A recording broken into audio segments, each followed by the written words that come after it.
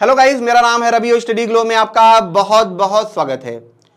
दोस्तों, private space agency इन्होंने दोस्तों कमाल करके रख दिया है और इन्होंने घूमने का एक दरवाजा खोल दिया है। दोस्तों, अगर आप दुनिया घूम के थक गए हो सकता है जो व्यूवर हैं उसमें से कुछ ऐसे लोग हों जो करोड़पति हो, बिलीनियर तो नहीं लेकिन फिर भी मिलीनियर हो सकता है उन्होंने काफ़ी दुनिया घूमी हो। उनको लगता है दुनिया में कुछ बचा नहीं है, अब क्या हाँ घूमे भैया। स्विट्जरलैंड भी घूम चुके, कश्मीर भी घूम चुके, घूमे तो घूमे, कहाँ घूमे? तो घूमने के लिए दोस्तों एक जगह है, वो है अंतरिक्ष। जी हाँ दोस्तों, स्पेस। क्योंकि स्पेस में ट्रैवलिंग करने के लिए आपको एक मिल गई है बस, जो कि अपने आप में एक रॉकेट है। यहाँ पे अगर आप देखेंगे ब्लू ऑरिजिन का रॉकेट है, न्यू शेपर्ड इसका नाम है, और इसमें भैया आप बैठ के घूम सकते हैं। तो लोग इसमें घूम रहे हैं और लोग ज़्यादातर इसलिए घूम रहे हैं ताकि वो अपना नाम इतिहास में दर्ज करवा सके, वो पहले टूरिस्ट बन सके।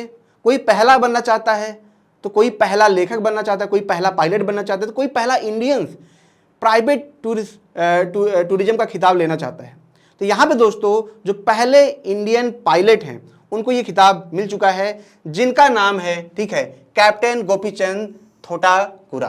ठीक है दोस्तों, वेटरन, ठीक है, इंडियन पायलट हैं ये। ठीक है दोस्तों, और ये दोस्तों कहाँ पे इन्होंने यहाँ पे ये सफ़र को पूरा किया है।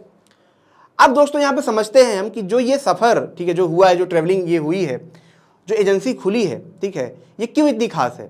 दोस्तों मैं आपको बताऊं कि दुनिया में 3 ऐसी एजेंसी हैं जो काफ़ी तगड़े से काम कर रही हैं, जिसमें सबसे जो ऊपर नाम आता है वो आता है स्पेस एक्स का।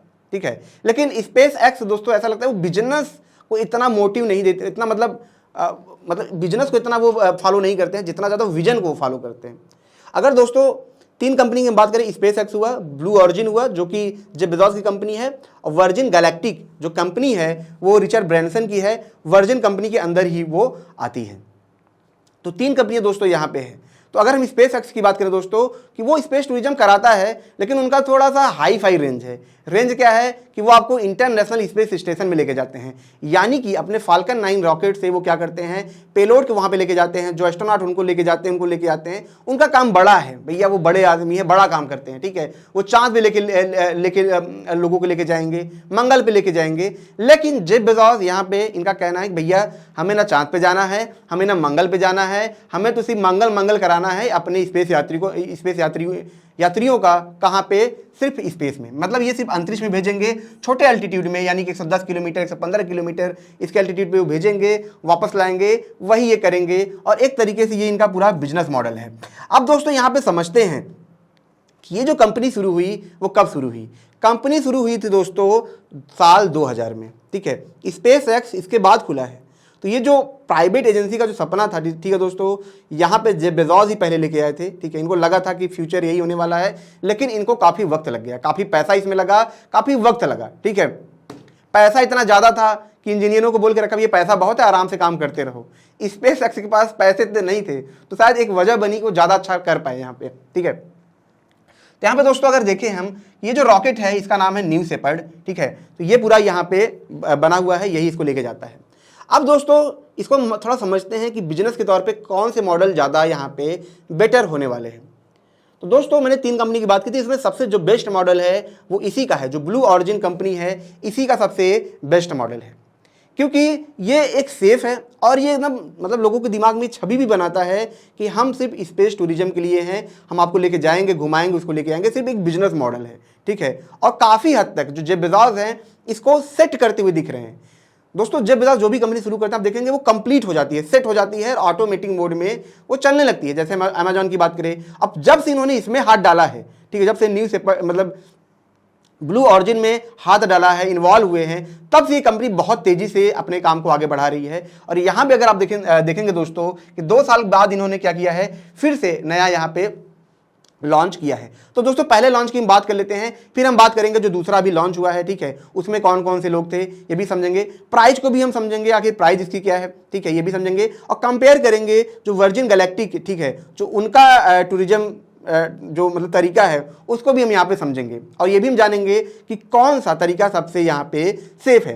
तो दोस्तों अगर हम देखें यहाँ पे जो जेफ बेजोस का तरीका था वो मार्केटिंग के तौर पे काफ़ी बेहतर था। अगर यहाँ पे आप देखेंगे दोस्तों कि जेफ बेजोस ने क्या किया था, इन्होंने कहा कि भैया हम लॉन्च करने जा रहे हैं, तो लोगों ने कहा कि भैया तो बड़ा खतरा है, रॉकेट लेके जाएंगे, ब्लास्ट हो गया तो इतने लोग मरते हैं। तो उन्होंने कहा देखो ब्लास्ट अगर होता तो मैं क्यों इसमें जाता, तो देखो मैं पहले खुद जा रहा हूँ, ठीक है। तो ये पहले यहाँ पे खुद गए। अब इनके भाई थे मार्क बेजोस, तो इन्होंने कहा देखो कोई भी इंसान अपने परिवार से बहुत प्यार करता है, वाइफ से तो मेरा तलाक हो ही गया है, तो मैं अपने भाई को भी लेके जाऊंगा। ये भैया यहाँ पे भाई को लेके गए। फिर कुछ लोगों ने बोला ठीक है चले जाएंगे वापस। भैया ऐसा तो नहीं हाथ पैर टूट जाएगा, वाइब्रेशन होने लगे, झटका लगने लगे। तो इन्होंने कहा देखो भाई झटका अगर लगेगा तो झटका किसको सबसे ज़्यादा लग सकता है, जो कि बूढ़े होते हैं, तो भैया मैं उनको भी लेके जाता हूँ। तो ये वैली फंग को यहाँ पे लेके गए। आप देख सकते हैं ये 80 साल के ऊपर है, काफ़ी बूढ़ी हो चुकी है, लेकिन फिर भी ये इनको लेके गए दिखाने के लिए कि सेफ्टी कितना है। फिर यहाँ पे दोस्तों एक लड़का है जिनका नाम है ओलिवर डेमन, ठीक है, 18 साल इनकी उम्र है। और इन्होंने कहा कि मैं बनाऊंगा रिकॉर्ड, क्योंकि मेरे पापा बिलियनियर हैं लेकिन रिकॉर्ड नहीं बना पाए हैं, तो मैं रिकॉर्ड बनाऊंगा। तो इन्होंने क्या कहा कि मैं भी आऊंगा, भले ही इसकी प्राइस कितनी हो, $38 मिलियन के आसपास हो। पहले ये अंदाजा लगाया गया कि जो टिकट प्राइस है वो काफ़ी सस्ती होगी, $2 मिलियन के आसपास होगी, ये काफ़ी सस्ती होगी। लेकिन जब टिकट अनाउंस हुआ, जब टिकट बिका, तो वो $38 मिलियन के आसपास था। लेकिन ये टिकट बिका कैसे, ये टिकट बिका दोस्तों बेटिंग से, यानी कि टिकट को रखा गया, लोगों ने बोली लगाई, जिसकी बोली सबसे ज़्यादा थी उसी को ये टिकट मिला। और यहाँ पे जो टिकट जीता था दोस्तों, ओलिवर डेमन ने ये टिकट जीता था। तो इस वजह से अगर ये 2-2 मिलियन का बांटते तो शायद इतना नहीं कमा पाते, लेकिन बेटिंग, क्योंकि हर किसी को नाम बनाना है, हर कोई चाहता है वो पहला बने, ठीक है, हर कोई चाहता है कि मैं पहला इंडियन बन जाऊं, हर कोई चाहता है मैं पहला अमेरिकन बन जाऊं। तो इस वजह से दोस्तों यहाँ पर इनकी जो प्राइस थी ये निकल के आई थी, ठीक है। ये प्राइस दोस्तों सस्ती होगी, अभी तो जो शुरू में लोग जाएंगे वो ज़्यादा खर्च करेंगे, ठीक है, नाम के लिए, इन सब के लिए, लेकिन जब ये रेगुलर हो जाएगा तो प्राइस बहुत सस्ती होगी, ठीक है। और इंडिया वाले तो धमाल इसमें मचाने वाले हैं। अब दोस्तों जो दूसरा यहाँ पे जो मिशन था उसको समझ लेते हैं, आखिर इसमें कौन कौन से लोग थे। दोस्तों आप देखेंगे यहाँ पे स्केच बन चुका है, क्योंकि मैं जब लेक्चर ले रहा था तो मेरा जो माइक था, ठीक है, वो मैं भूल गया था, ठीक है, तो इस वजह से मुझे दोबारा ये लेक्चर लेना पड़ रहा है, ठीक है। तो यहाँ पे दोस्तों पहला मैंने आपको बता ही दिया था, दूसरा ड्वीट सैटर्न है, ठीक है दोस्तों। इस समय दुनिया के जो सबसे ज़्यादा उम्र वाले व्यक्ति जो इंसान है ये यही है, ठीक है। तीसरा कौन है दोस्तों, मेसन एंजल हैं। चौथे सिल्वेन सिरोन है, ठीक है, जो कि शराब कंपनी के मालिक हैं। पांचवा दोस्तों हम बात करें कैनेथ एल हेस हैं, ठीक है, जो कि उद्यमी हैं। और यहाँ पे कैरल स्कॉलर की बात करें दोस्तों, तो ये जो अमेरिकन सैनिक होते हैं उनकी ये लेखक है, मतलब उनके बारे में लेख लिखती हैं, आर्टिकल लिखती हैं, ठीक है। तो ये 6 लोग दोस्तों इसमें यहाँ पे गए थे। अब दोस्तों जो रॉकेट इनको लेके गया है थोड़ा उसके बारे में समझ लेते हैं कि आखिर वो रॉकेट कैसे काम करता है। तो यहाँ पे दोस्तों अगर हम बात करें, इसका नाम है NH-25, यानी कि न्यू शेपर्ड 25। और दोस्तों ये जो रॉकेट है वो रीयूजेबल रॉकेट है, यानी कि जाएगा, चीज़ों को वापस छोड़ के वापस आ जाएगा।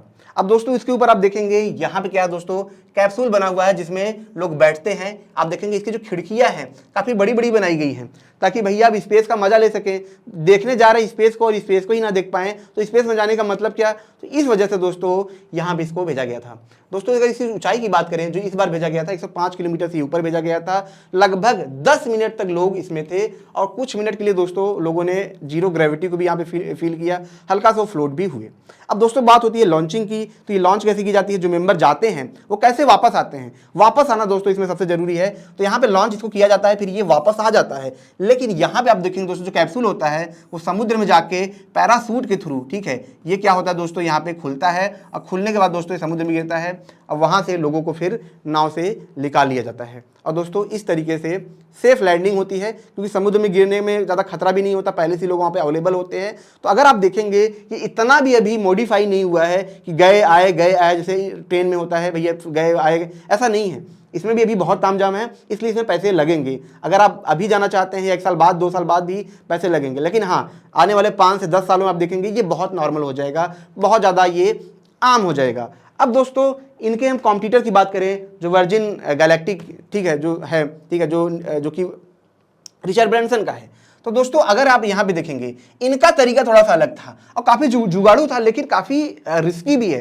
अब अगर आप देखेंगे और यहाँ पे अगर कहानी समझें कि जेफ बेजोस काफ़ी टाइम से तैयारी कर रहे थे, काफ़ी टाइम से अनाउंसमेंट भी कर दिया था कि हम जाने वाले हैं, हम इस तारीख को जाएंगे, और कुछ दिन पहले ही, सिर्फ कुछ दिन पहले ही रिचर्ड ब्रैंसन अचानक से आते हैं और बोलते हैं भैया हम जाएंगे, ये खिताब तो हम अपने नाम लेके रहेंगे, आप जाओ भाड़ में। अब यहाँ पे इसको जल्दी जल्दी में लॉन्च किया गया था। अगर आप देखेंगे जो वर्जिन गैलेक्सी है इसको जल्दी में लॉन्च कर दिया गया, रिचर्ड ब्रैंसन मतलब सब लोग इसमें ठूस भर के गए। अब लॉन्चिंग का सिस्टम आप देखिए कि इसको डायरेक्ट रॉकेट से लॉन्च नहीं किया जा रहा है। इन्होंने कहा भैया हम रॉकेट ही क्यों लॉन्च करें, जो हमारे पास जहाज है उसके पीछे हम यहाँ पे लगा दें, थ्रस्टर लगा दें, रॉकेट की तरह खुद ही बन जाएगा और जहाज की तरह ये लैंडिंग हो जाएगी। मतलब आप समझिए कि ये यहाँ से लैंड होगा, ऊपर गया, फिर नीचे आके फिर से लैंड हो गया।